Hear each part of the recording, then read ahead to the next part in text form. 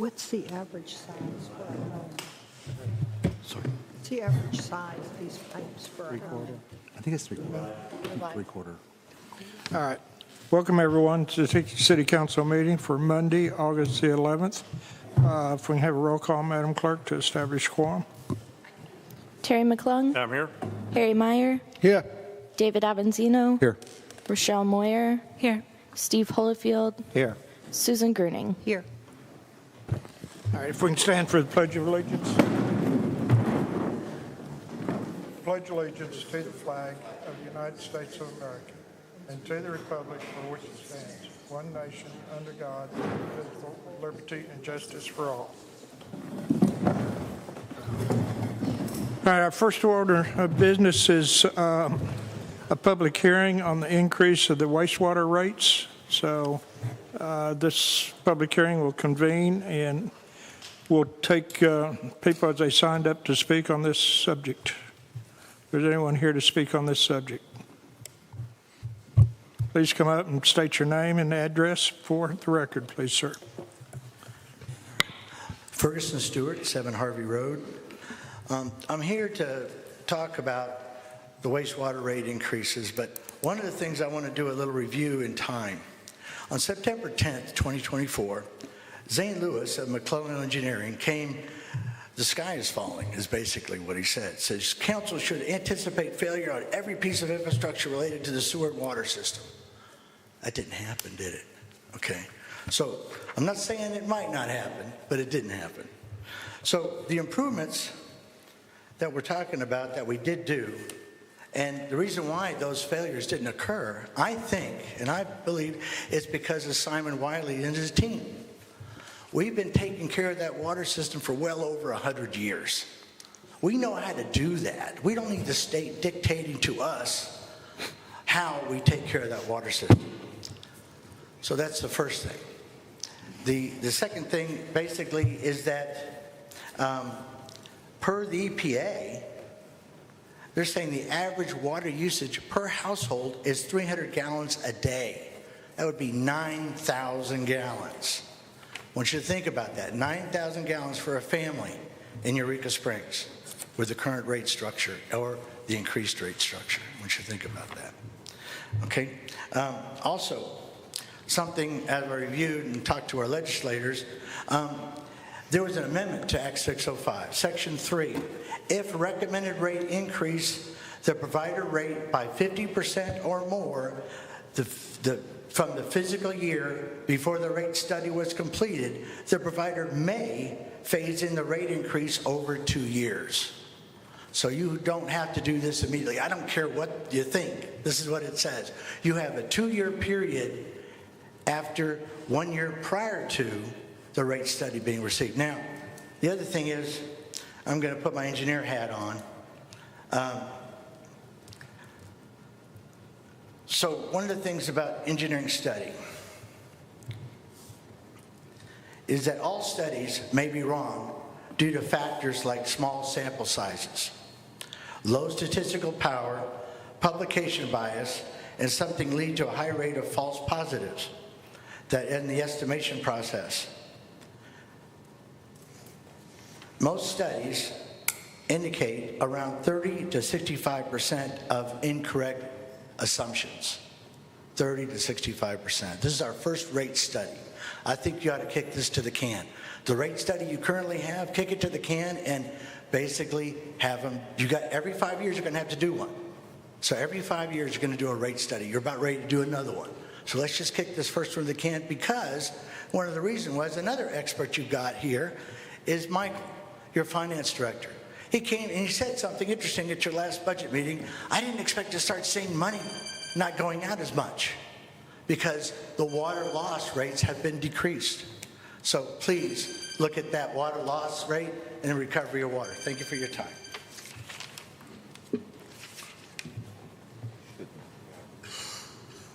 Tom?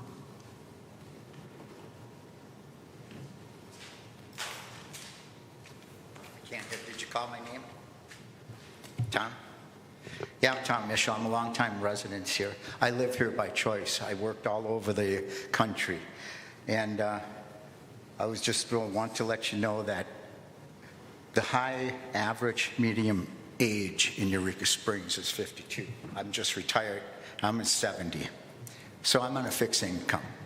It's limited, okay? The monthly average income is $40,000 in this state. The national average of water sewage costs monthly in the country is between $100 and $120 a month. I'm already paying $122 a month on water usage.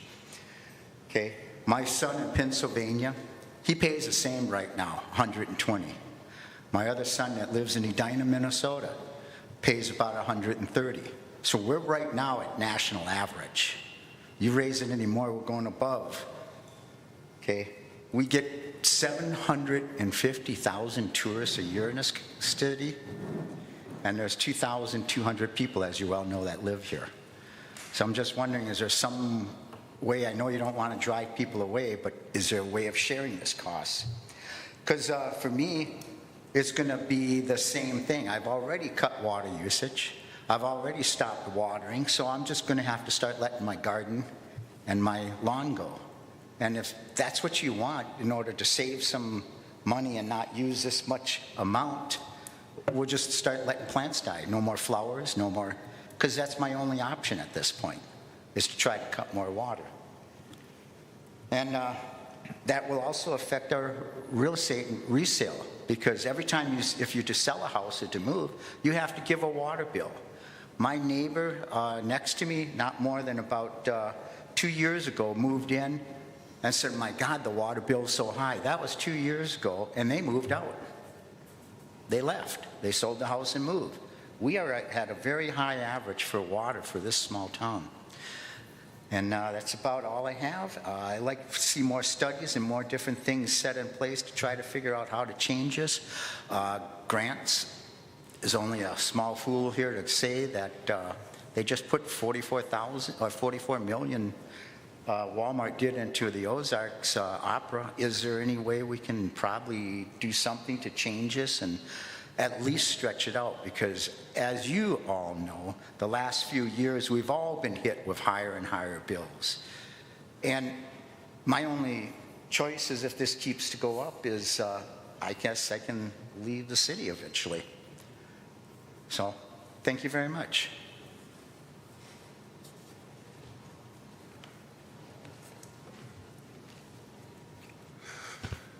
Hello, I'm Richard Webb. This is my wife, Samantha. Both former employees at Eureka Springs. Sir, this is on the public hearing for water and sewer. Are you going to be speaking on water and sewer? Do we get to speak? This is strictly public hearing for the water and sewer. Oh, If you don't have anything to comment on water and sewer, please wait until the public comments. okay. Yeah. Sorry, my mistake. Is there anyone else on the public hearing for the water and sewer rates?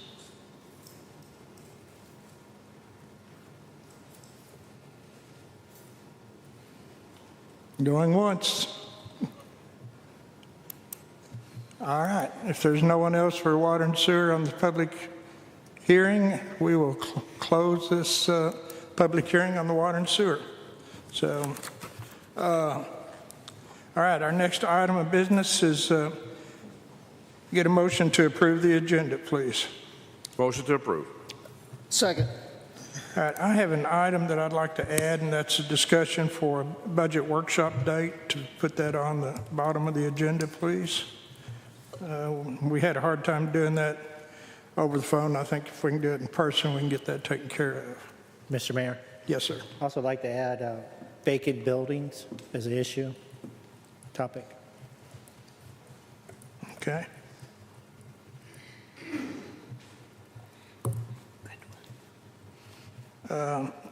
Anybody else?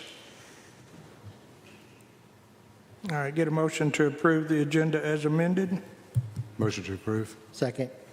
All right, Mr. Avanzino made the motion and Mr. Holyfield seconded. Any further discussion? Hearing none, all in favor, signify by saying aye. Aye. Any opposed? If there's no objection, we can approve the minutes for July 14th of 2025. I move we approve the minutes for July 14, 2025. I'll second. Okay, who was the second? Mr. Myers? Yeah. Okay. Any discussion, additions, corrections? Hearing none, all in favor, signify by saying aye. Aye. Aye. Any opposed? All right. Motion to approve the minutes for July 28th. Motion to approve the minutes for July 28, 2025. Second. Motion been made by Mr. Mr. Holyfield, and second by Mr. Avanzino. Any further discussion? Hearing none, all in favor, signify by saying aye. Aye. Aye. Any opposed? All right, so moved. In your packet, you have forwarded from the CAPC, Colton Scrivener, for confirmation for position 3 on CAPC. Get a motion to discuss, or? Mr. Avanzino? I was pointing to Terry. Okay, Mr. McClung? Yeah, I would like to wait till the next meeting, so we can have, I'd like to have an opportunity to give him a call, and visit with him. All right, would you like to make a motion to postpone that? I Defer it? would make a motion that we postpone his nomination until our next meeting. All right. Second. Second. Any further comments on this deferment? All in favor, signify by saying aye. Aye. Any opposed? All right, second one is we have a renewal for Peter Graham on the HDC. So it is for HCC because it has planning and commission open seat in HCC. But I don't think there's not a planning position open, right? I don't believe so. It's just HDC. Okay. Yeah.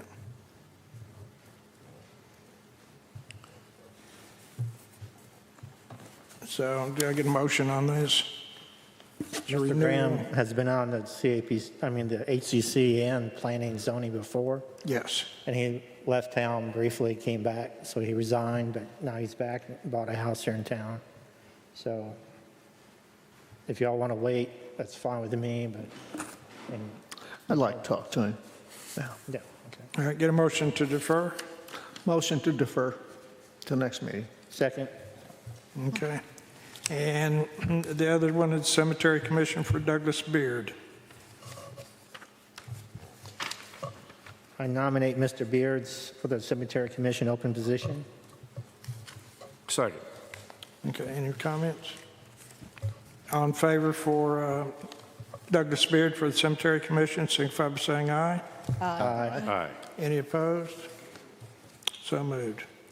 All right, now then we're open for the public comments. Please limit your time to 3 minutes. So,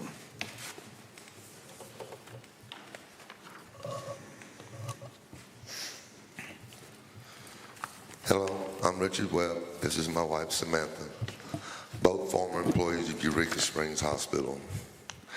My question to all of you is, what's it going to take? Countless state and federal laws have been broken, as well as FOIA laws, by the current administration of this hospital, as well as former members of the hospital commission. For months, current and former employees have came before you all to explain the pain and suffering inflicted on them by these people, asking for justice for them and accountability for those that caused it, but yet all they get are political smokescreens and games. What is it going to take for you all to stop being politicians and be human and do the right thing? What is it going to take to remember your oaths and live up to and honor them? You all know what's right and what needs to be done. And you have the authority to do it. So what is it going to take? What is it going to take? How do you all want to be remembered as leaders of this community? As leaders that stood for right and justice with integrity, or leaders that turned your backs on it? And again, I ask, what's it going to take? These people are criminals, and because of their illegal actions, a lot of good people have been hurt and are still hurting. You have watched Mr. Berry protect them and make excuses for them over and over again. And you have the authority to stop him, but yet it goes on and on and on. Every single one of you should be ashamed of yourselves for letting this go on as long as it has. So again, I ask, what is it going to take? It only takes one person with real integrity to change this situation and make it right. When you leave here tonight, ask yourself, am I that person? Thank you. Samantha Webb, former medical records clerk. This entire situation is embarrassing, ridiculous, and asinine. It's exhausting, it's cruel, and every one of you know it, especially you, Mayor. The following is from a former ESH employee. I have been watching YouTube videos of the Eureka Springs City Council and Hospital Commission meetings for the past several months, and it truly amazes me the lack of testicular fortitude of the City Council and the Mayor when it comes to dealing effectively with the Hospital Commission. When I worked there, ESH was placed under the City of Eureka Springs, making all employees part of the city government. We received retirement benefits and were on the city insurance policy. The Hospital Commission still directed the hospital, but from a backseat position. Now it seems the city is being held hostage by the Hospital Commission, just daring the City Council to do something to establish control, something the council never had in the first place. So when a council member or members suggest having the CFO of ESH, Cynthia Asbury, appear at a meeting of some sort to explain in detail and to answer questions about the ongoing financial issues and the creative bookkeeping mentioned in the above Times Echo report, yet again, tough talk from some of the council members was stopped by the mayor and his hand-wringing. So when is the council going to grow a pair and tell one of its departments, the Eureka Springs Hospital, to make itself available for any and all questions they might have? When will Asbury and Edmondson be held accountable for the hostile work environment they were responsible for? When will former employees of ESH, essentially employees of Eureka Springs, receive satisfaction of being taken seriously by the city? Instead, they are increasingly aware the city doesn't have their back and never did. During joint meetings between the Hospital Commission and the City Council, it is painfully obvious the Commission chair says a lot of words with little substance. I believe it has been described as word salad. Why is that? As I said before, the Commission knows the mayor will not step up and do his job and get rid of the Commission en masse because he says no one in the community is interested. ESH and its leaders will continue to flaunt his behavior, give him a middle finger, salute, and hold the City Council and the city hostage. Why? Because no one will stop them. The longer ESH and the Hospital Commission delays providing financial data and come up with excuses like it was in an email or my dog ate the paperwork or some other cosmic disaster, the hope is people will tire of it all and just say F it. Thank you. Melinda.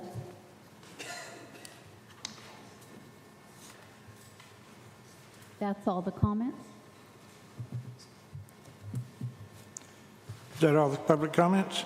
Yes, sir. I have it written. Okay. Mark Hicks, 3185 East Van Buren, Eureka Springs.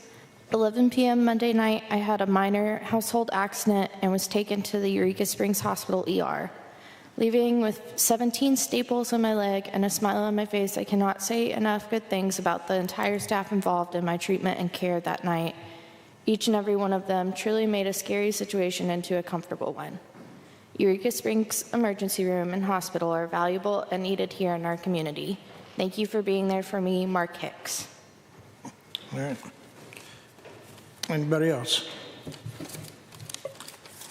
All right. That concludes our public comments. Our next item is unfinished business for sewer update. Get a motion to discuss. Motion to discuss. All right. Second. Mr. Simon.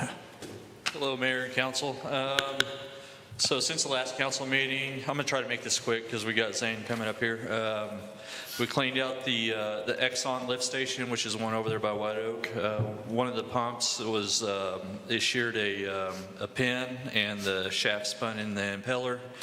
But I had a feller by the name of Roger Walker over in Huntsville. He repaired that shaft and we got it back in there. I've got a replacement quote for the pump, and it's going to cost just shy of $11,000, so hopefully we don't have to do that for a little while. We did receive the 4 other pumps that I ordered for the Compost lift station, Oak Ridge lift station, Pine Oak lift station, and the Dairy Hollow lift station, and we'll be getting those in shortly. They're working on that Cliff Street water leak. Hopefully tomorrow we'll be finished up with that one. That is just a maze of old cast iron, ductile, whatever you want to call it, water lines in there. It's unbelievable. I took a picture. I'd be happy to share it with you guys later if you guys want to see it, but just crazy amount of plumbing.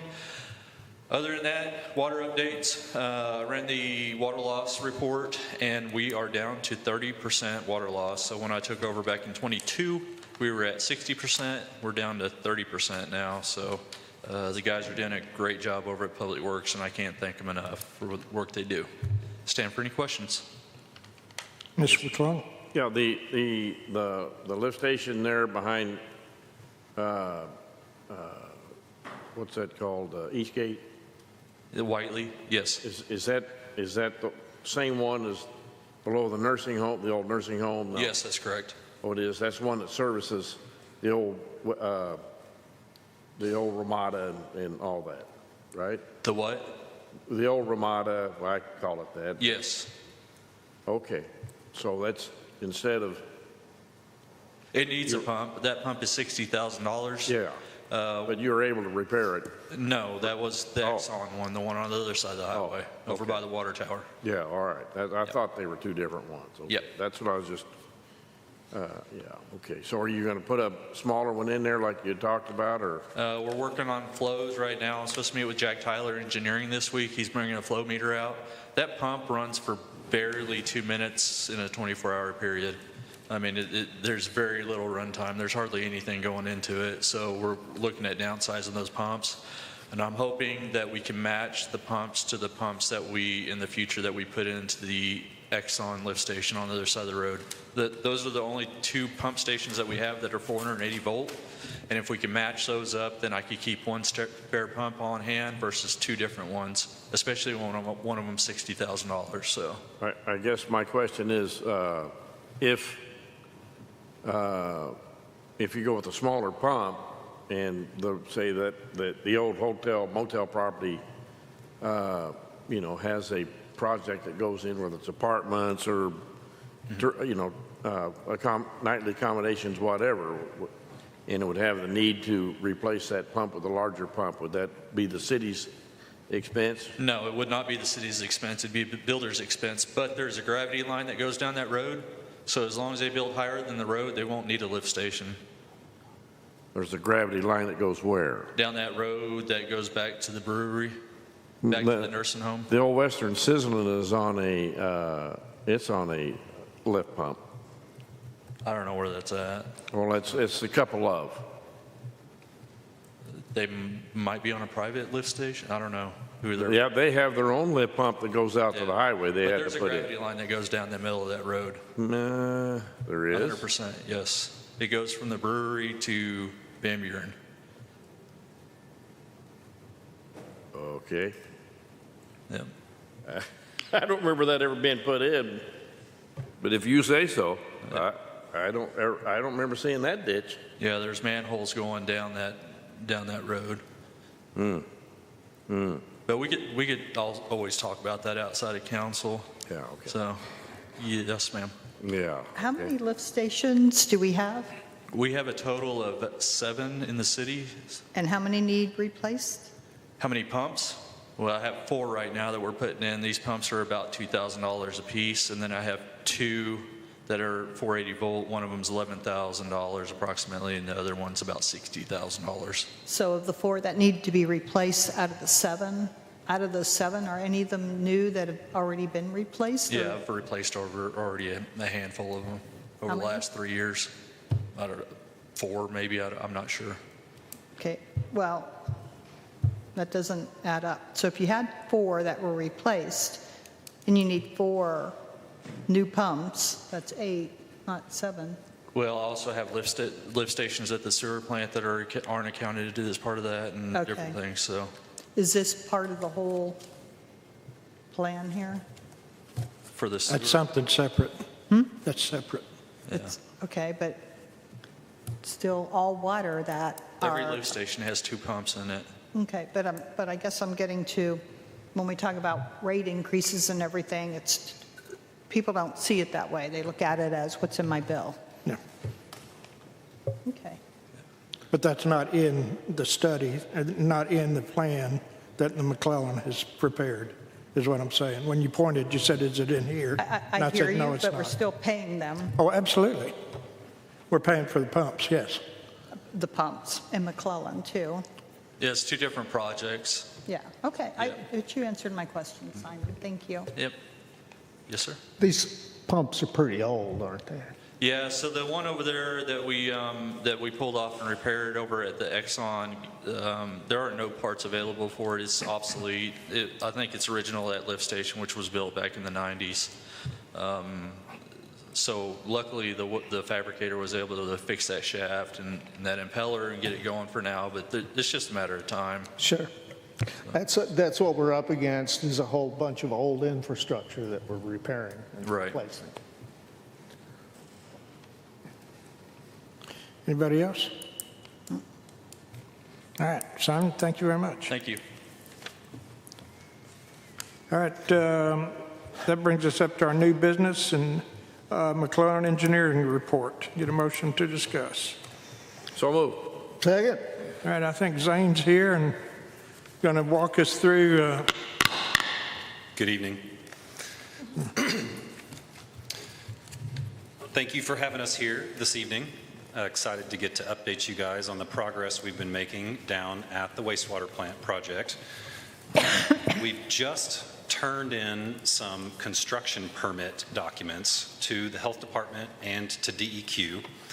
We know they're going to ask questions, so it's going to be at least another 4 weeks before we get through that process. But we're very excited. That's a milestone that helps move the schedule along, including approval of the funding from the Natural Resource Division. And so as we're working with Simon, you guys get to hear his report weekly about the different other things going on at the plant site. But he lets us know what's going on, and we try to help give him as much information as possible. I know the control panel for the new equipment at the sludge storage basin, the liquid sludge storage basin, is almost complete. That's something that we've been waiting on. And then we've been continuing to get feedback, including the geotechnical investigation that was recently performed to give us the soil and subsurface data to be able to finalize our foundations for the new structures. One of the things that Simon helped us with a lot is we do measurement of the flow that comes into the plant, and that measurement is used to help decide how much of the chemical we're going to feed. And so through this latest iteration of design, we were able to incorporate that into the design so there'll be no change to the operations there for Simon, which was really important that we, I guess, just didn't realize that that was happening. So, but that's in there now. And so the other thing that we've been working on is coordination with the Department of Environmental Quality over the ultimate sludge disposal. And so historically, we have been taking the sludge from the belt filter press, and we have been taking it to the compost facility, and then it gets composted with yard waste, and then eventually it gets applied to fields. So the capacity of that process is no longer adequate. And so DEQ is no longer allowing us to do that. And what we've been working with Simon and the mayor about is that there does not appear to be additional fields available. And so the issue with the fields is that they are nutrient surplus. So we've used the fields long enough now that when we test the soil, there's too much phosphorus in the soil, so the state doesn't want us to put more sludge down on those same fields. Additionally, at the compost facility, they wanted us to double the size of that shed that's out there where we were doing the compost operations. That is not financially feasible. That was not a part of our original plan. And so working with Simon, he and his staff have elected to work with a hauler. And so the sludge is being trucked directly to the landfill in a permit compliance way. We've updated DEQ about all that. The feedback that DEQ gave us is part of what's in front of you right now, which is the need for additional storage of sludge at the wastewater treatment plant site. They have not given us a deadline or a timeline for compliance with this, which is very advantageous right now.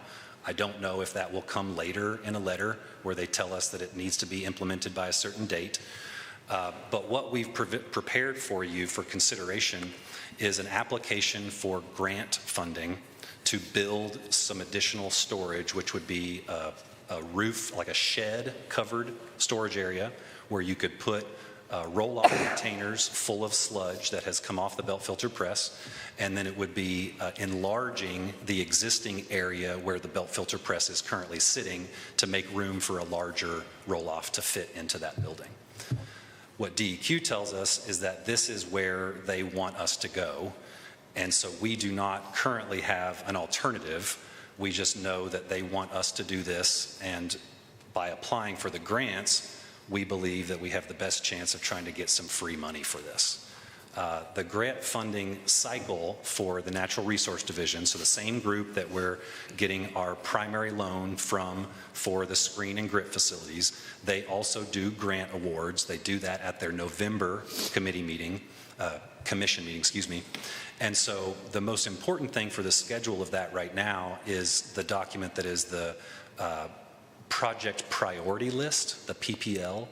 That one is the one that has a deadline that we would need the mayor to sign and to turn that into them by, I think it's Wednesday of this week.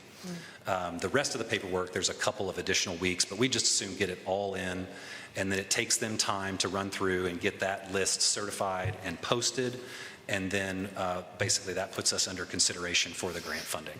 So there's no guarantees here, but this feels like the best possible way that McClellan knows right now to try to get some free money for this additional work. We like that.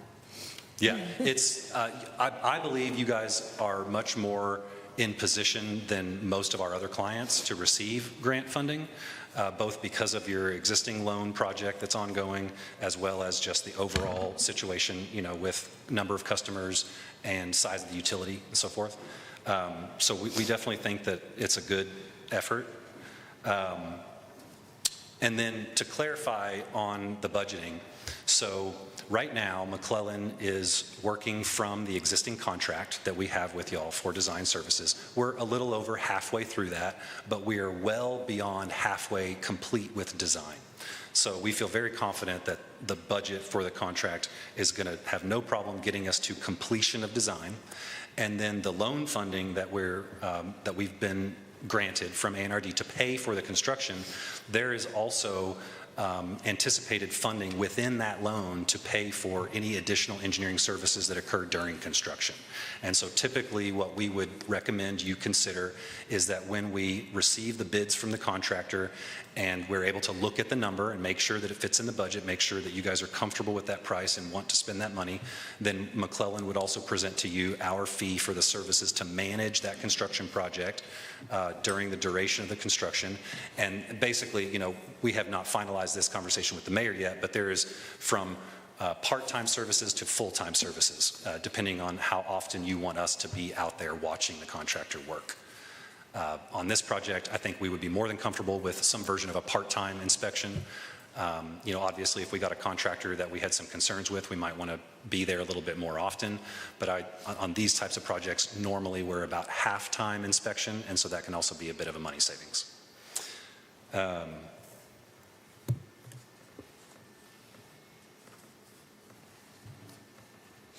Really, as far as the main projects going, we've made a lot of really good progress. I mentioned the discussion about keeping up with Simon and the other things going on site. One of the things that we've run into is just how to try to value engineer the design that you guys have available to you right now. And so we've been presenting options to Simon to see if Is it more desirable to spend a little bit money here and possibly reduce long-term maintenance? Or are there things that we're doing anyway and we don't mind doing and we can save a little money on the bid project? So we're actively pursuing those. I would imagine that the next time I come see you, we could even tell you about some ways that we found to try to save some money. Yes, sir. Mr. Meyer? Will we have room for that extra sludge storage So in that building? I mean, you're going to have to knock a wall out or something. what we have included in the current project, and actually that's a great segue, because there's a lot of unused structures on that site. And so if we want to make room for this, we will have to remove those structures, but we have budgeted for that. And so one question would be, do we want to do all of that demolition in the first project, the one where we're getting the loan for, or do we want to try to push some of that into the project that we're looking for grant funding for? There's basically a lot of options there. And so what we would probably recommend is to try to get a bid price for all of it. And then if the price comes in too high, that becomes one of the pieces we can negotiate down to try to get back within budget to be able to award the contract and move to construction. It would take approximately a third of what is abandoned out there, minimum, to build this screen and grip project. Because we definitely want to remove the existing screen channel, or, well, it would have been the original plant channel that's up above, on kind of sitting on the hillside about the middle of the plant, above the belt filter press building. Yeah. And we think by removing that and then removing that other circular basin that's right next to it, we're going to create lots of room for the contractor to have a staging and work area. Okay. You're talking about that high clarifier up Correct. there. Yeah, all right. Yep. Okay. Thanks. Yes, sir. So Zane, as part of this, you mentioned earlier the application that needs to go in November. Yes. Is that, and you said it's in this, is this the Water Wastewater Advisory Committee pre-application form? Correct. Yes, sir. Okay, these, There's like 3 or 4 pages that have to be signed, unfortunately, but it's all the same application document. okay. So really, what we have, and for city council, this larger, all this is our existing plan for the wastewater treatment, what we're, got the grant or the loan for the Right. 6 million. Correct. On that and here. So what we've got here is an additional grant application, and this is going to include the sludge storage, is that correct? An expansion of the belt filter press building. Okay, and that's the 4.2 million? Correct. Now, does that include engineering fees? Yes, sir. Okay, And that is also very preliminary, so we would expect that to come down. all right. And that is a second project separate from this one? Simon and I have been referring to it as Phase 2, just to have a way to Sure. refer to it. Yes, Okay, sir. just wanting the council to make sure they're aware. Part of what Simon and I were able to determine is that by presenting this option to you all now, the Department of Environmental Quality sees that we are making a proactive effort to try to get this second phase moving. Are you signing this tonight? If the council will approve it, will allow me. I need authorization from the city council to sign it. Yeah. Do we want to wait till he's finished before we make a motion? Yes, to do yeah. that? I mean, any questions we got for Zane, it's a good time to do it, so. But that, I believe that's what we're needing here tonight, Yes, is to correct. sign this, because we need to put this in by Wednesday, is what you're saying. Yes, sir. And I hate to spring this on the council so quickly, but we just got this last week from McClellan. There's no turning back at this point, so. No. And there's no obligation since we're applying for grants, so. Yeah. Yes, sir. Now, the head end's still going to be down here. by the SBRs, right? So we have been evaluating basically the north side and the south side of the SBR. Yeah. And basically both of them have some very complicated issues like collateral damage. So we're working with Simon right now about which one is the most optimal for him and Okay. staff. Okay. Yeah. There may also be an opportunity to save some money if we don't have to build the channel 8 feet up in the air. So that's one of the things we're trying to look at right now. Mr. Holyfield? So just to be clear, this is an application for a grant for $4,250,000. So the city doesn't have to put in a matching portion Correct. or percentage. So Correct. All of it will pay for it. That's correct. That's what we're applying for.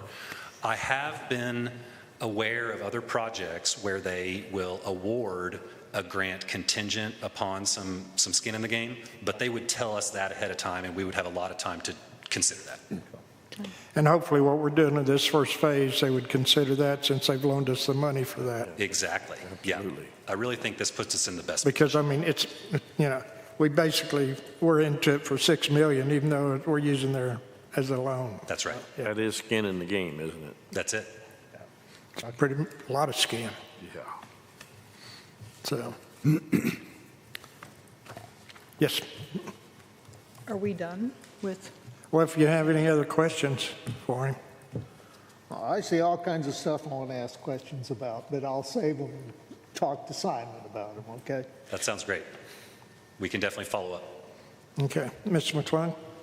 I make a motion that we approve the wastewater advisory committee pre-application form for the grant, in the estimated sum of $4,250,000 to be I'll signed by the second mayor. that. All right, Mr. McClung made a motion to approve the application form, and Mr. Myers seconded. Any further discussion? Hearing none, all in favor, signify by saying aye. Aye. Aye. Any opposed? All right, thank y'all. We'll get that taken care of.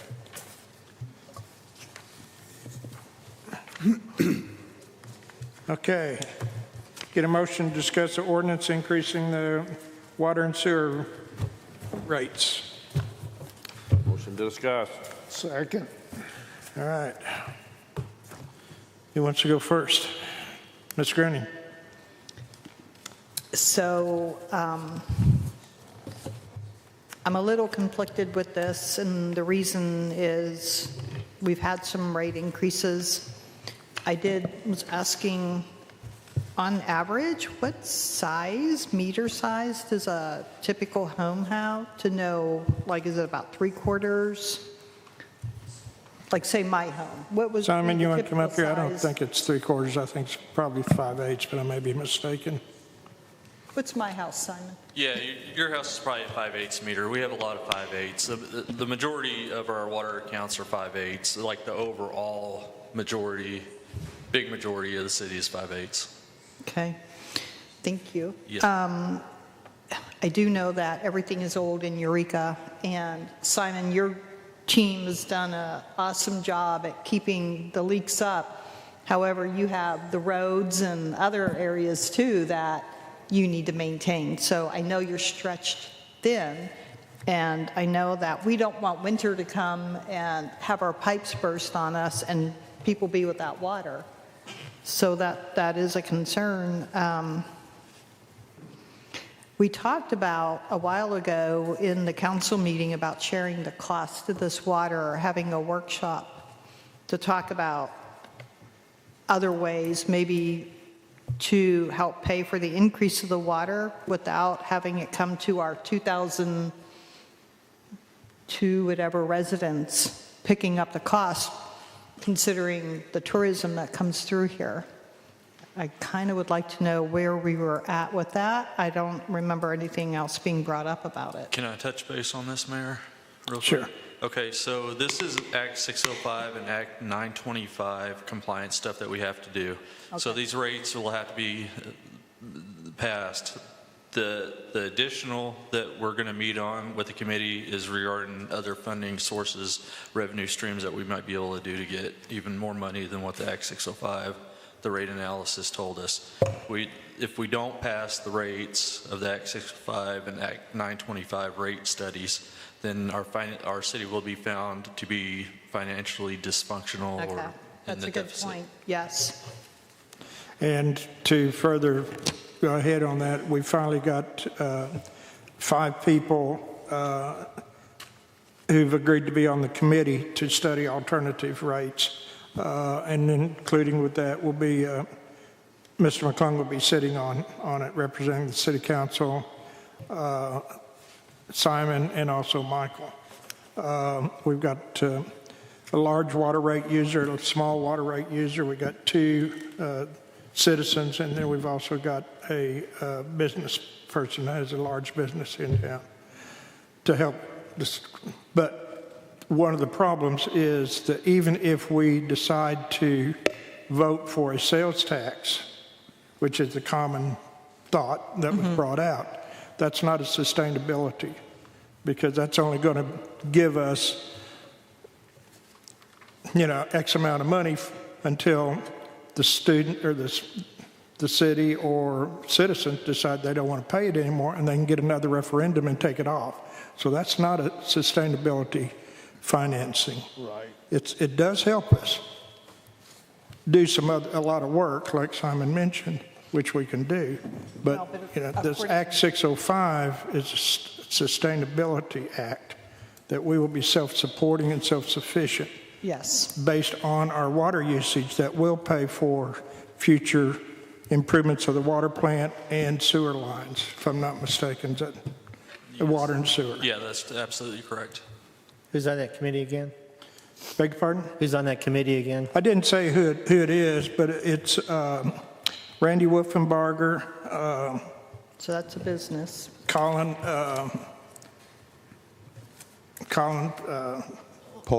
Paul, yeah. Dick Titus, Jim Nelson, and let's see, myself, Melinda Large. I think that's 5. It kind of would have been nice to have known about that. We talked about it about 6 months ago, and then I've been trying to put together the committee. I think the motion was for me to put the committee together. I think that's right. Yeah. Then that's what I did, Ms. Gruning. I'm sorry. I didn't know, that's the people that came up with it. So, and I just got that finalized today, people. Some of them that I wanted to, anyway, we ended up with people, so. We haven't set a meeting yet. Not yet, no. But we're going to be doing that real soon. So, any other questions on this ordinance?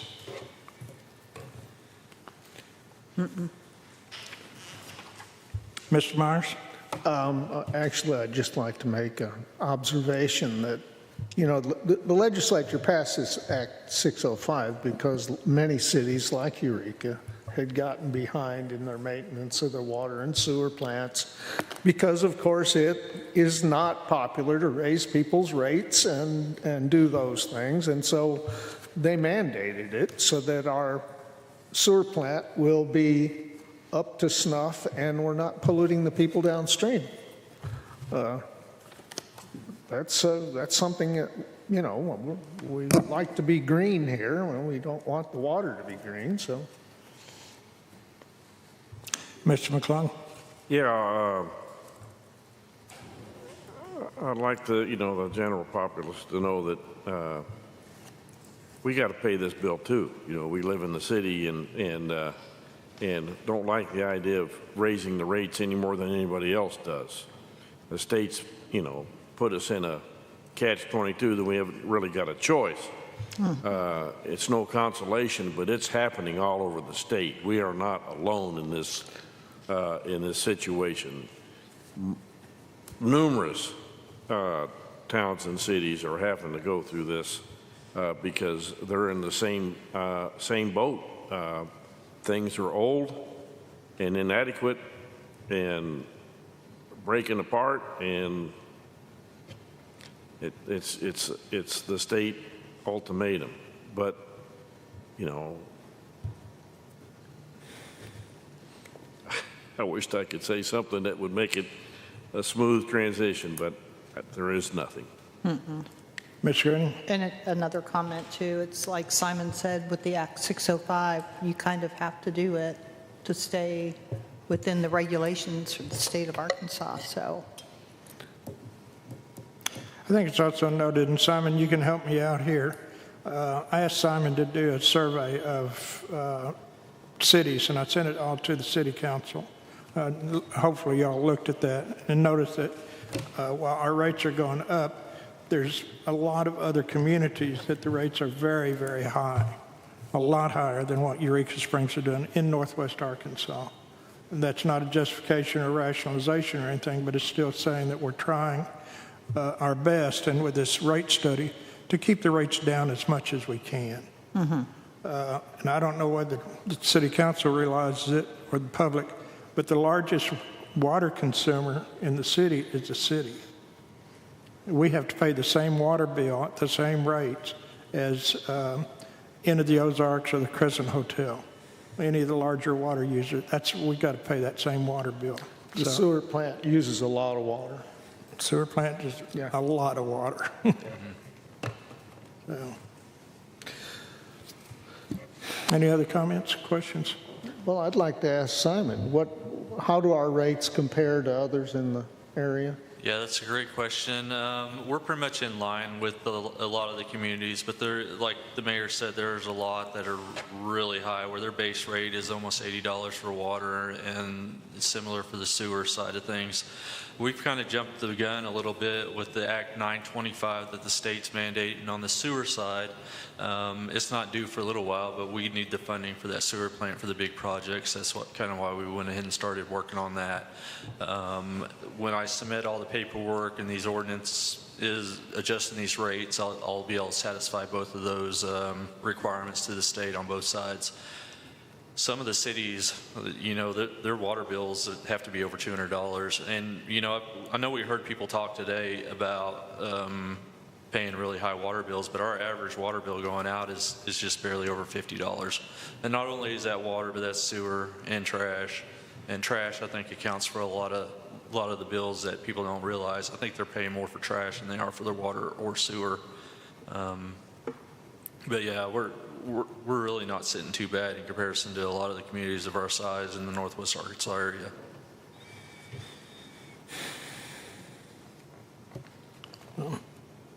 Any other questions, Mr. McClung? Mr. Mayor, it's with regret. I'd like to sign this ordinance a number and put it up for its first reading. With regret, I second. All right. Any further discussion? All in favor of putting this ordinance, signing a number, and putting it up for first reading, signify by saying aye. Aye. Any opposed? And so moved.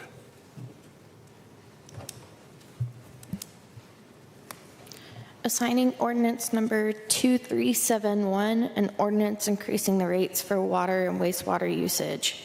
Whereas the city of Eureka Springs, Arkansas, the city owns and operates the water facilities, the system. And whereas the city commissioned a wastewater rate study to determine the water rates needed to be in compliance with Arkansas Act 605. Whereas in order for the city to be in compliance with Arkansas Act 605, a water and wastewater usage rate increase is necessary. Now therefore be it ordained by the City Council of Eureka Springs, Arkansas, Section 1, subsection A of Chapter 10, Section 10.44.040 of the Eureka Springs Municipal Code is hereby amended to the following monthly water rates and charges for services by the city water system. Minimum monthly charge, meter size, 5/8 inch, July 2025, $20.68, January 2026, $21.09. 3/4 inch, $20.68, effective July 2025, effective January 2026, $21.09. 1 inch, $20.68, effective July 2025. Effective January 2026, $21.92. 1.5 inch, July 2025, $21.58. January 2026, $26.97. 2 inch, July 2025, $24.27. January 2026, $32.77. 3 inches, $27.87, effective July 2025. January 2026, $42.20.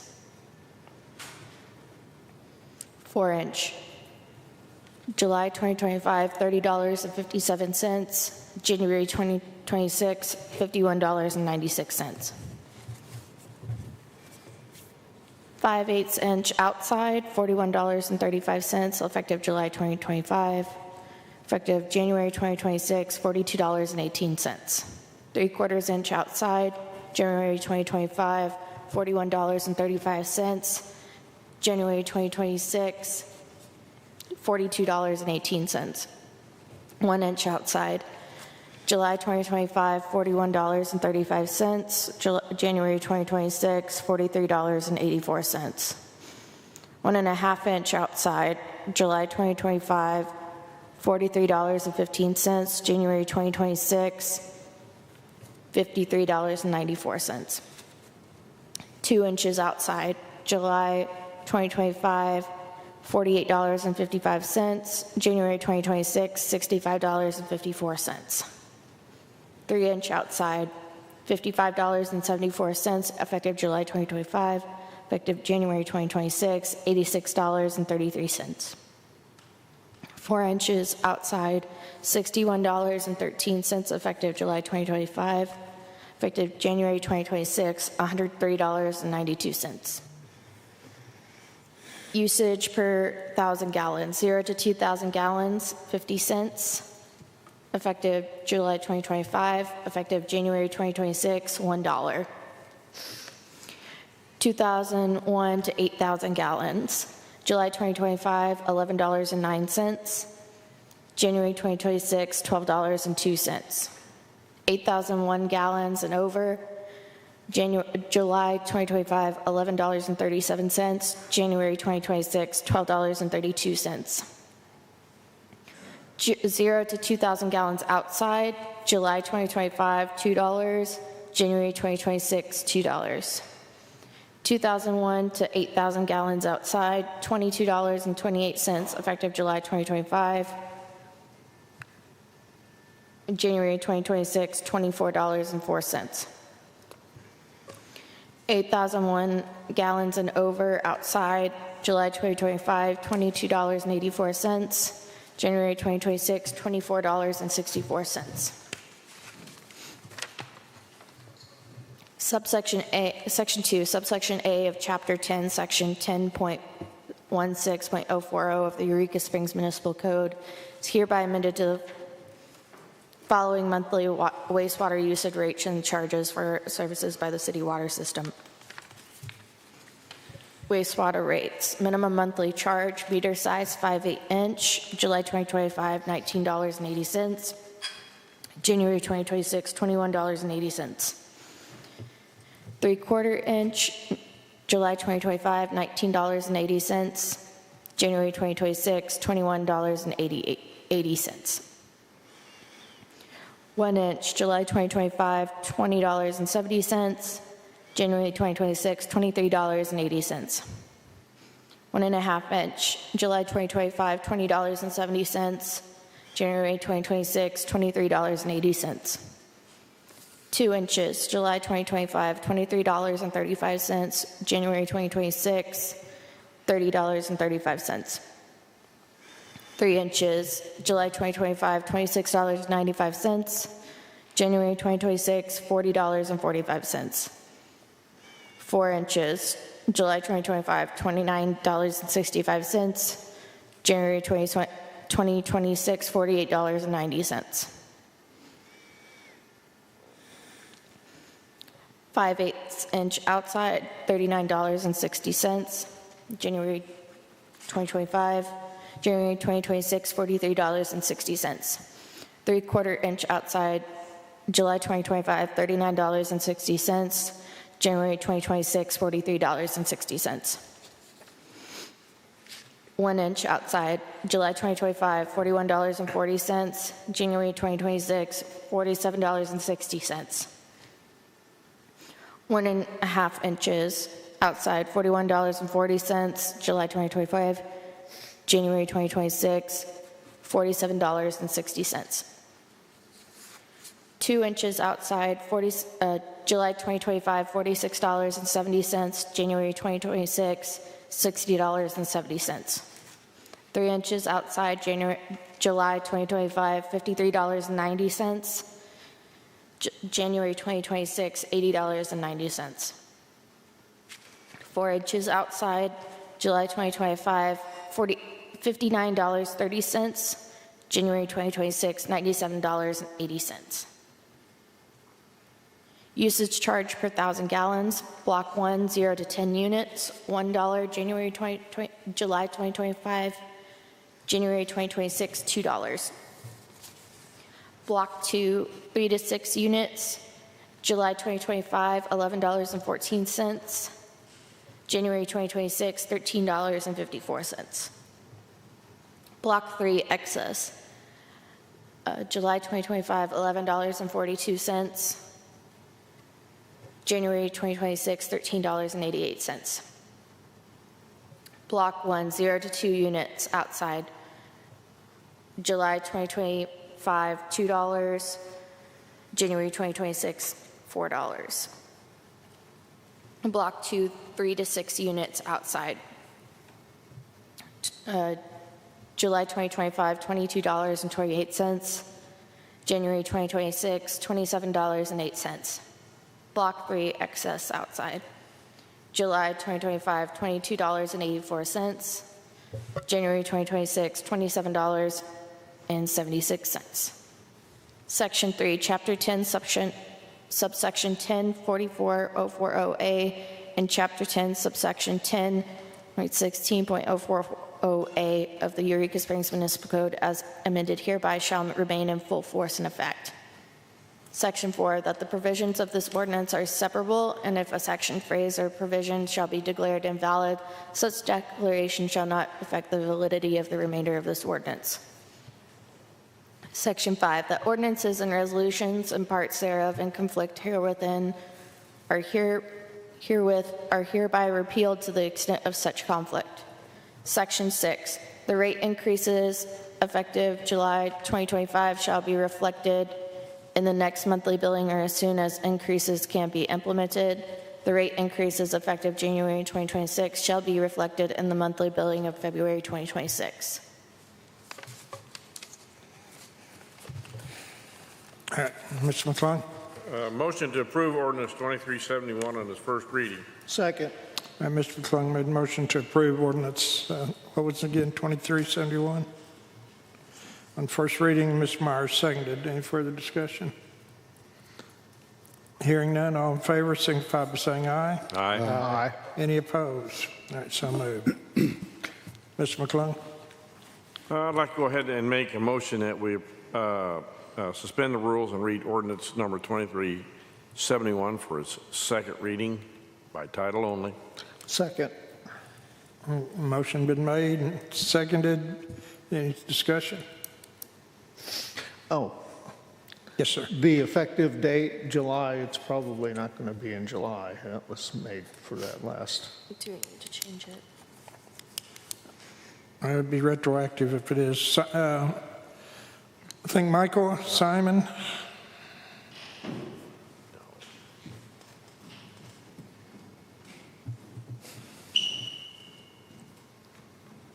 So it'll go into effect 30 days from publishing, or what is it?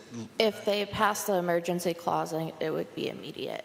Okay, so if we go ahead and pass it, we've already billed for July, because that's billed out at the 1st of August, so it would be with the September billing for the month of August.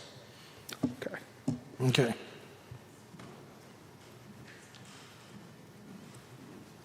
do we need a motion to change that? So we need making an amendment to the ordinance. Mr. McClung? I think that in and itself, it'll be pretty well moot. I don't think it's, the date's passed, so I think it's, it goes into effect either when it's read or afterwards, so I don't think it's, ask the attorney. It'd probably be best just for cleanup purposes to amend it, so that way it's clear in the ordinance. Okay. Although, Well, then we can. you're not going to retroactively Yeah. rebuild those rates just for housekeeping purposes. All right. So I move we amend it to September from July. Okay. Get a second? Rochelle. Not about that. Do I have a second on there? Second. Okay. Mr. Holyfield made second. Got a discussion? Do you have a comment? Really just a question. Is there a reason that these rates need to be implemented so quickly? Just thinking about people's household budgets, and it is a fairly decent increase. It may impact citizens pretty significantly on their budget. What would be wrong with maybe making it effective January and giving households a few months to budget appropriately? I don't know. Simon, Michael, we got some. Well, Mr. McClung, we've already you got a read it comment? the first time. Okay, but, all right. I think what we need to do is first clean up the amendment, but I'll go ahead and make a comment for Ms. Moyer. Because it's. Well, I think we do the two readings and then we can do 2 weeks for the Okay. third reading. But as far as putting it off to July, we have to rewrite this completely because we have a start date and then July's already included. But we did have a motion and a second for the amendment. So You either need to vote on that or. yeah, it needs right. to Yeah. So that's what the motion is right now, is for the amendment. Yeah. Changing it to September. So, Ms. Moore, you have any other questions or comment? All right. All those in favor of the amendment, signify by saying aye. Aye. Aye. Any opposed? All right. Okay, so we'll amend that. All right. Mr. McClung? I've already made a motion to put it for a second reading by title only, and it's been seconded, so that's where we are, just to bring you up to speed. Okay, any further discussion? All right, roll call. Rochelle Moyer, Yes. Steve Holofield, Yes. Terry McClung, Yes? David Avanzino, Yes. Susan Gruning, Yes. Harry Meyer. Yes.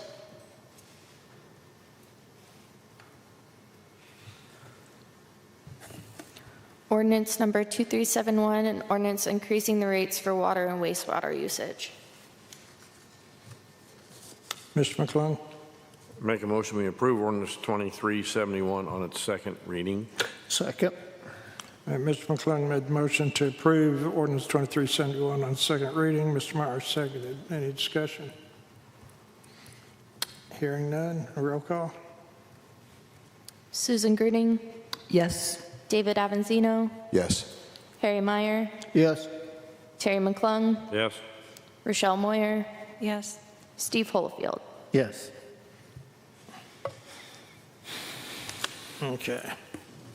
We will pick this up then next week, or the next council meeting. And I would like to encourage anyone out there that's paying attention tonight, if you want to come in and say something, the beginning of that next meeting is going to be your opportunity. If you want to, at least say your piece. And I don't blame you if you do. Beg pardon? Your emergency clause. No, we're only reading it twice right now. Next time we'll be doing third time in the emergency clause, yeah. It'll still be in August, we can still do it. Well, if we do the third reading, we don't need an emergency. Yes, yeah. Yeah, we still got to do the emergency clause. We're not going to have 30 Okay. days. Yep. All right, next item of business is recent conduct concerning involving a council member. Get a motion to discuss. Motion to discuss. Second. Okay, Mr. Amazino. All right. Excuse me. On July 27th, 2020, this body passed Resolution 782, establishing a code of conduct for city council members. Councilmember Harry Meyer was among those who even voted in favor of adopting this code. It sets clear expectations for all members, including the responsibility to uphold civility, respect, integrity, and the adherence to law in our work as elected officials. These standards are meant to preserve the trust and respect of the community we serve. Over the past year, Councilmember Meyer's documented actions have raised serious concerns.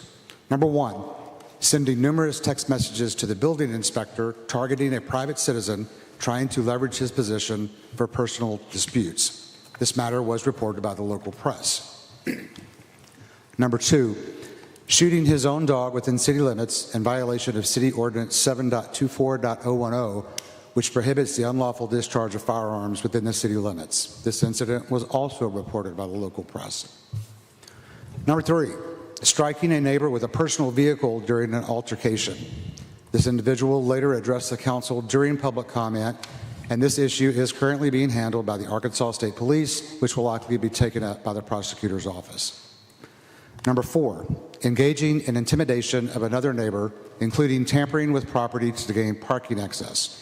This individual also spoke to the council during public comment. Number five, conduct connected to a private event at Lake Leatherwood, which is currently under investigation by the Arkansas State Police. These actions, as documented, do not align with the code of conduct standards this council has adopted. When public officials fail to meet these standards, it erodes the trust and respect of the citizens who elected us and undermines the credibility of this governing body. It is important to note, the City Council does not have the authority to remove a sitting council member. Removal can only occur through two methods: a recall vote by the residents initiated through petition, or voluntary resignation. I cannot make a motion to remove Councilmember Meyer, nor can I call for a vote to censure him. What I can do is make this statement as an expression of disapproval. My reason for asking for Councilmember Meyer's resignation is out of respect for the body of this council and the standards that we have pledged to uphold. While he is under no obligation to act on this request and may choose to continue serving, I am aware that citizens are discussing a recall petition. Such a process is expensive and would require taxpayer funding. Given the seriousness and repeated nature of these incidents, the continued presence of Councilmember Meyer on this body undermines the credibility of the council and erodes the community's confidence in its elected leaders. His actions are not going unnoticed, and by allowing this behavior to continue, we are setting a dangerous precedent that such conduct is acceptable for future council members. For the good of this city and in recognition of the harm these actions have caused, it is the belief of this member that Councilmember Meyer should resign from his seat on the Eureka Springs City Council immediately. Our citizens deserve leaders who uphold the highest standards of conduct, and anything less is unacceptable. Thank you. All right. Any other comments?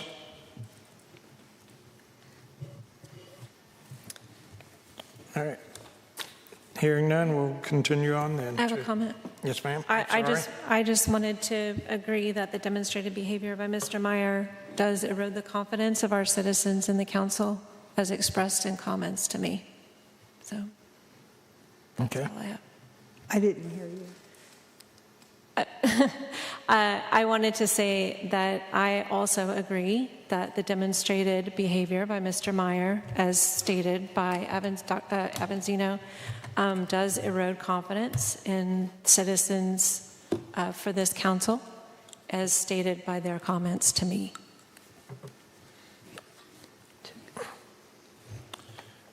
All right, Ms. Greening.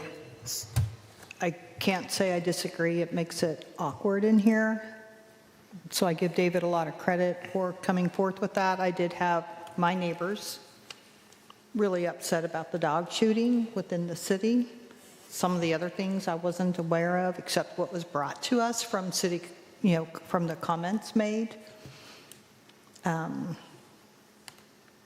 When you read the code of conduct, where we have to set the example for our city, we need to think about our actions when something is happening. But we're now not just a resident here, we are city council. Mr. Holyfield?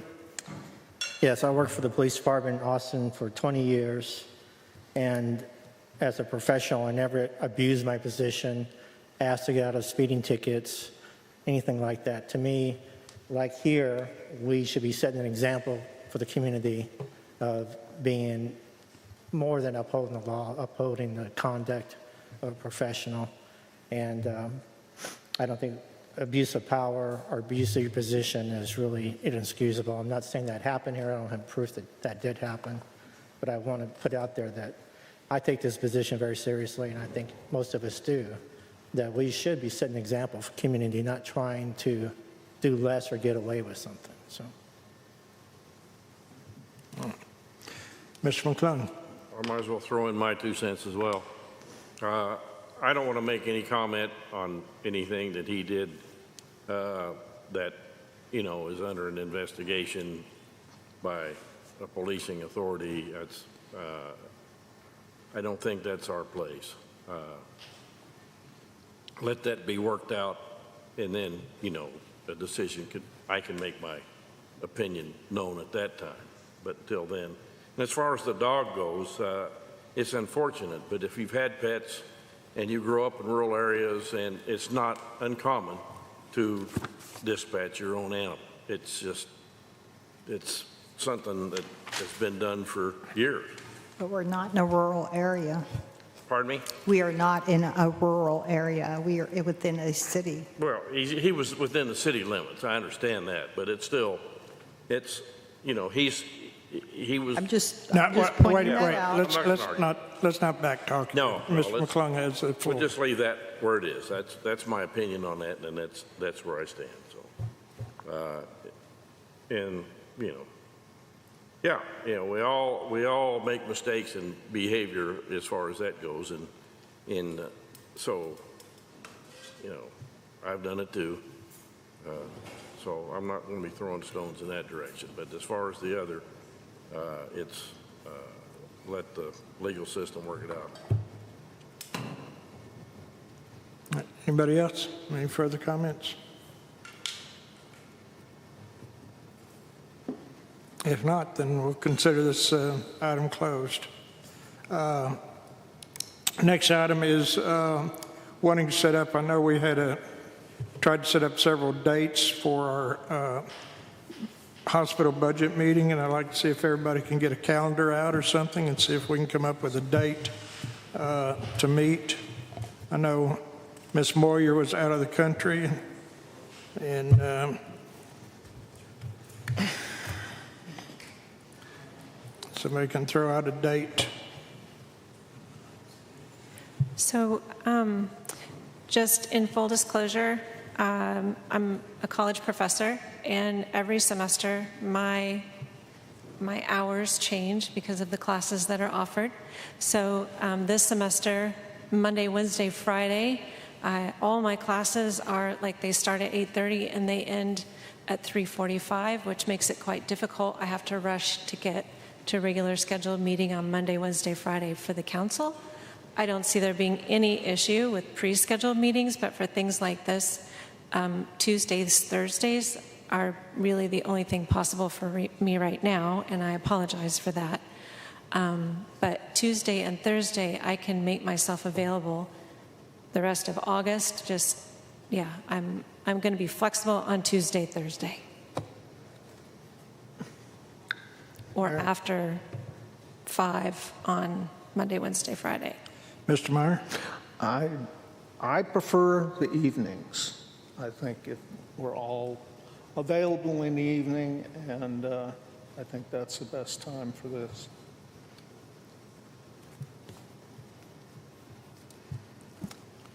So are we thinking this week? Are we thinking next week? We can do it. I'm flexible.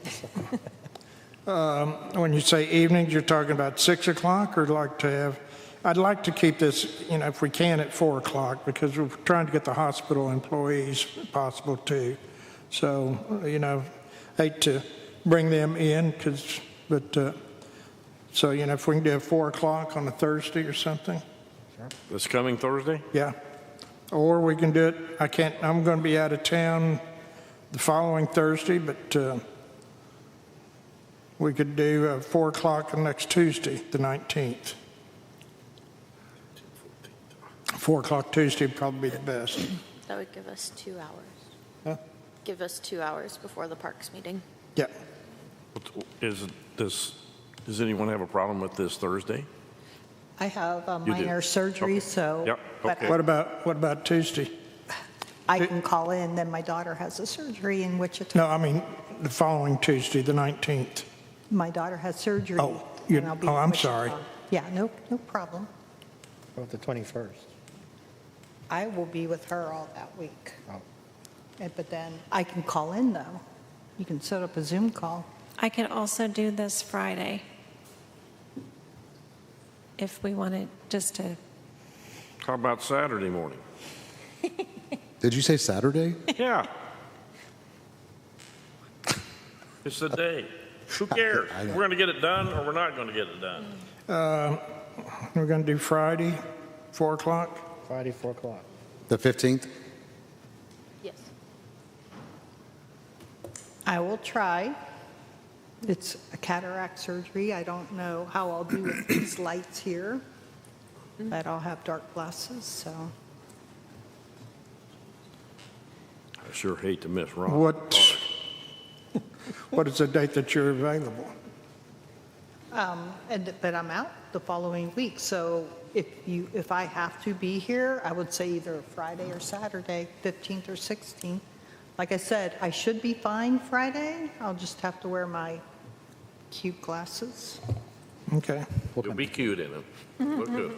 Let's say Or I'll sit tentatively, at that end where it's not so glary. 4 o'clock Friday the 15th then. Okay, everybody? Sure. Just have to make one comment, and that is, I hate to miss Ron's show over at the band shell, Basin Park. On Friday? But Is he playing Friday? he's playing Friday, but this is more important. I'll come here. What time's he playing? 4 o'clock. 4 to 6? Yeah. Well, you'll catch part of it, hopefully. Hopefully. I won't promise him. All right. All right, we'll go ahead and see if we can get that set up then for Friday the 15th, 4 o'clock. Okay. Next item is vacant buildings. Yep. Motion to discuss. Motion to discuss. Second.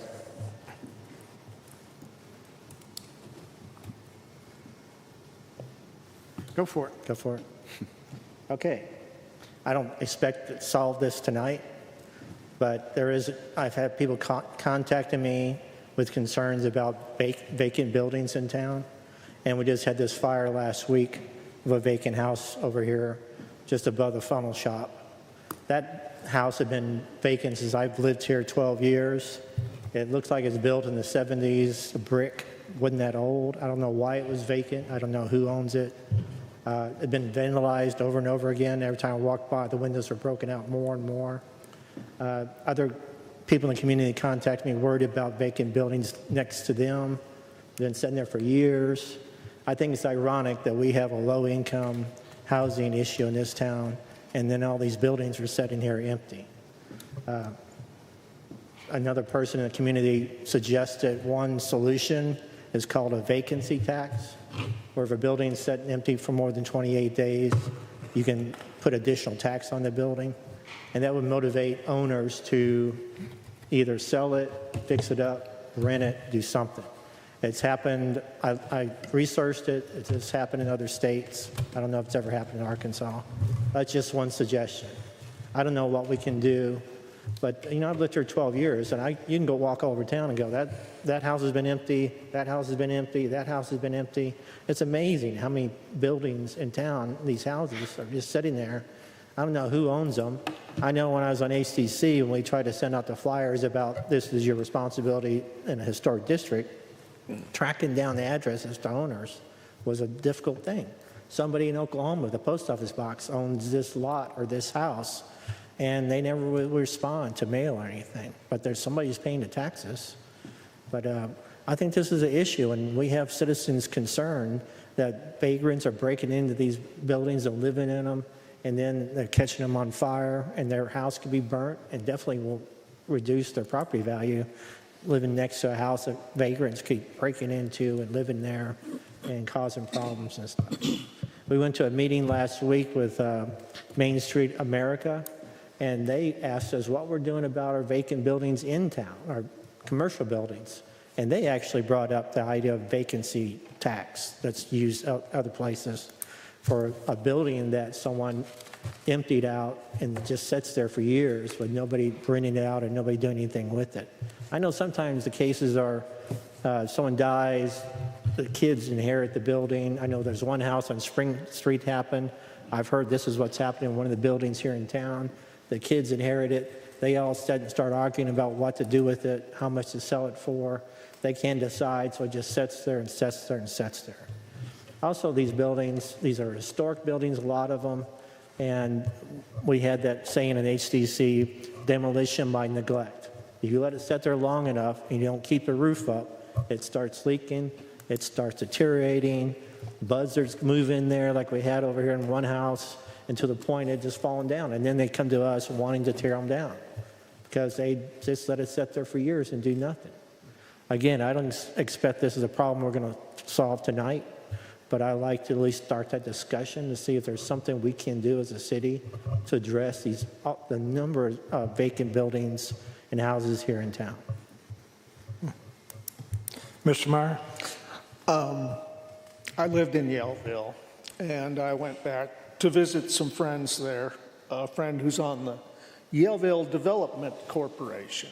They formed this a few years ago, and they have been purchasing houses. They have, of course, they had a little kitty of money because of their industrial park, and they had a little income from that. But they purchased some abandoned houses and did the very minimum, cleaning them up, and then they found someone to purchase them for what they have in them.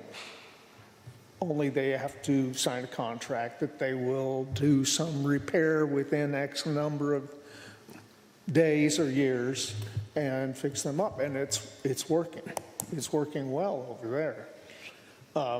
He tried to give me the 501 nonprofit that it was, but he gave me the wrong letter. So I don't know which particular 501 it is.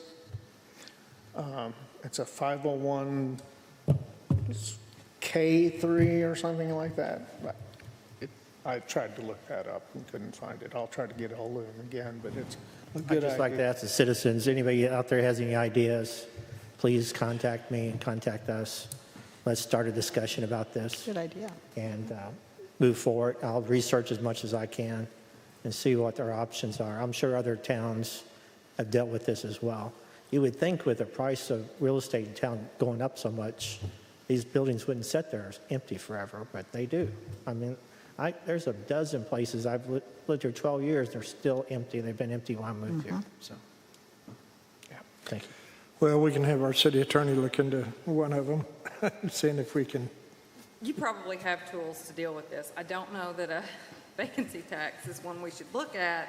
That's very concerning when we're trying to start telling people what to do with their private property. That's problematic. So there would be a lot of issues with that. But there are tools in state law, and you probably have some in your ordinances to deal with this stuff. Okay, good. Mr. Cooney? I'm just wondering if I see a lot of vacant homes within the historic district, that would apply, or the city inspector can look at some of these as being dangerous. Basically, yeah, I mean, we can have them fix them up, board them up, and secure them. But as far as I know, that's about the limit of it, outside of condemning them in demolition, which is what we don't want to do necessarily, especially on some of the historic houses. On there, so. Well, that little cobbler shop across the street from my house, I wound up buying. Yeah. It's a good example. A lady over in Fayetteville owned it, was going to fix it up, use it as a vacation home coming over here. She wound up not doing anything with it. She let somebody live in it for a while to try to fix it up.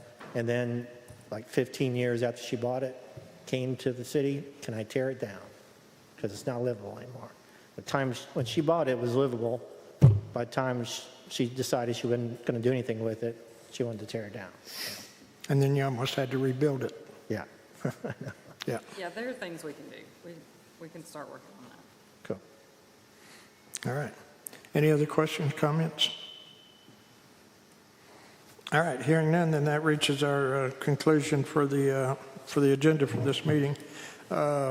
City Council comments. Let's start with Mr. McClung. Agenda setting. Well, just, Agenda setting. Oh, I'm sorry, agenda setting. I skipped over that one. What?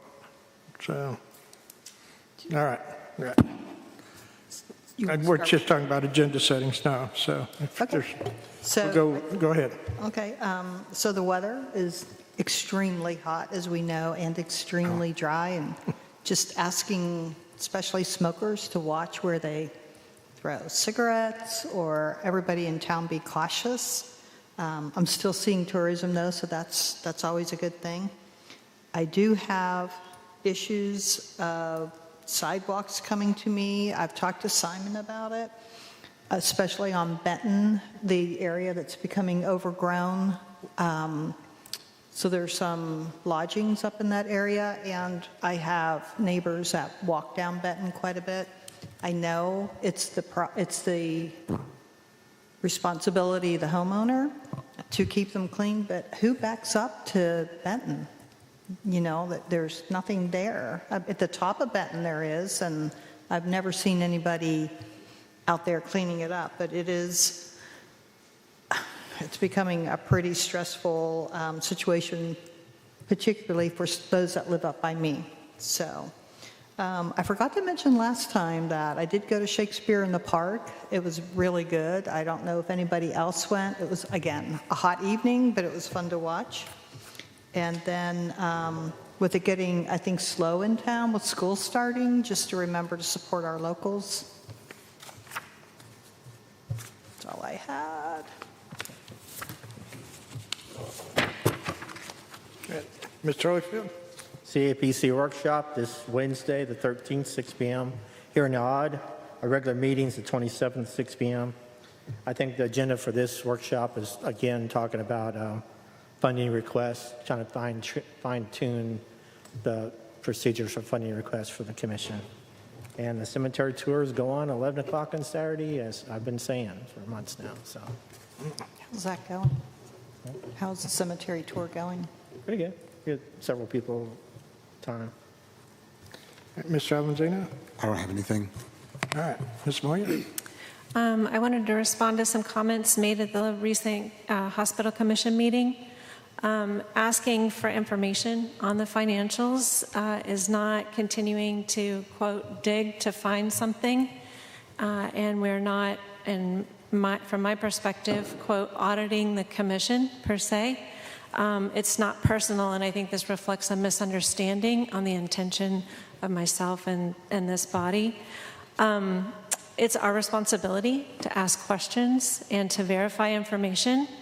And I think this is also the responsibility of the commission. If the hospital commission were asking the questions, then we wouldn't have to. I am encouraged that this council has been able to support increased accountability to the hospital financials during the administrative transition. And I am excited to get to the workshop so that we can maybe get some finalization on that and put focus on other things. Namely, one of the things that's on my mind a lot, we've talked about a lot tonight, and I hear citizen concerns regarding the increase in water and sewer rates.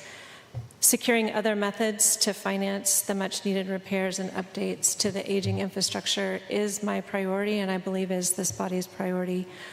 So I'm looking forward to getting into that. I appreciate the mayor setting forth, putting together a commission to look at other financing options. I think that's super important. And I know that Terry being on the committee, that'll be a good spokesperson for us, also to share that information here. So that's pretty much what I wanted to comment on. All right, thank you. Ms. Meyer? If anybody knows me and my dogs and how much I care about my dogs and how my dog was suffering that day, the last thing that came to my mind was discharging a little .22 rifle on a Sunday as being illegal. Now, you can condemn me, you think that perhaps that was wrong, but you weren't there, you did not see it, you don't know, and you don't know my side of any of those stories, but you're sitting there condemning me. Any citizen can call the building inspector if they see a violation of code. I was not using my leverage, nor did the building inspector think so. You can ask him. That's all I got to say. Mr. McClung? I've had a couple occasions to get down to the park and listen to the music, and it's very good. And like I say, Ron's playing Friday evening at 4 to 6 with the band that he's involved with. And Ron is if you don't know, Ron is a superb bass player. He's very, very good and played around here all his life. And so that would be good to see, and hopefully get to make that. And there's music again on Saturday as well. And he says it's a very good band that's playing then, so I'm looking forward to trying to catch a little bit of both of those. But the music in the park on Fridays and Saturdays is great. Catch it if you can. All right. I'm glad you brought that up. So we do have the music in the parks for everybody down there this Friday and Saturday. We've also got a free kids back to school party Friday the 15th from 3:30 to 5 at the Eureka Springs Community Center. And then on the 16th through the 17th from 8 a.m. to 5 p.m. up at the Passion Playgrounds, we got the Drift Northwest Arkansas NWA Togue, which is interesting little sports car rally type drifting. They've been doing this now, I think this is maybe the third year they've done this.